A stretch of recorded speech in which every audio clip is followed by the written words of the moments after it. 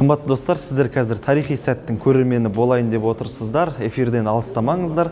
Себебі BI Group және Тұрғын үй құрылыс жинақ банкінің жақын күндері жақын арада жасасқан жаңа өнімі 36% бастапқы жарнамен ең алғашқы пәтер алған жаннан біз қазір тікелей сұхбат алатын боламыз. Қарап отырыңыздар. Армысыздар қымбатты достар, қазір тарихи сәтті тамашалап тұрсыздар. Жақында Тұрғын үй құрылыс жинақ банкі BI Group құрылыс компаниясымен бірлесе 36% бастапқы жарнамен жаңа өнім шығарған етін.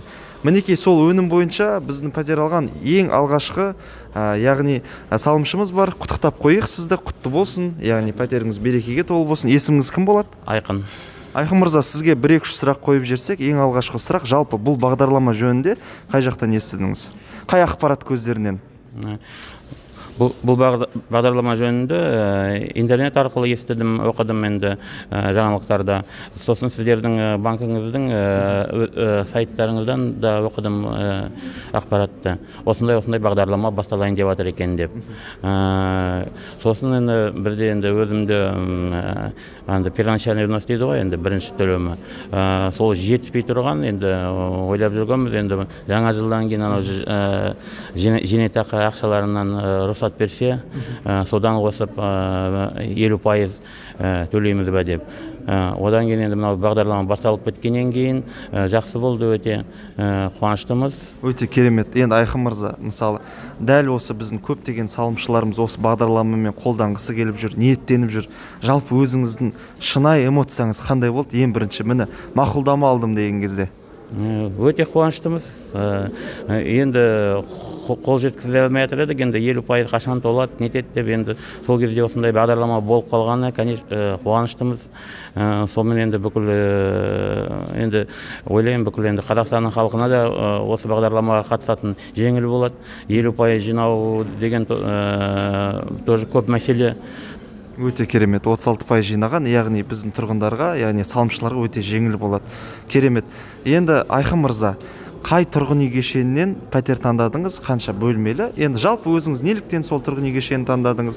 Сол жөнінде 1-2 пікір айтып өтсеңіз, мысалы, осы видео қарап. Енді Сенім қала тұрғын үйден таңдадық. Енді орналасқан жайына аудан микрорайон, енді соған енді соған бәрін қарап, енді сол тұрғын үйден таңдадым өзім. Бір бөлмелі пәтер.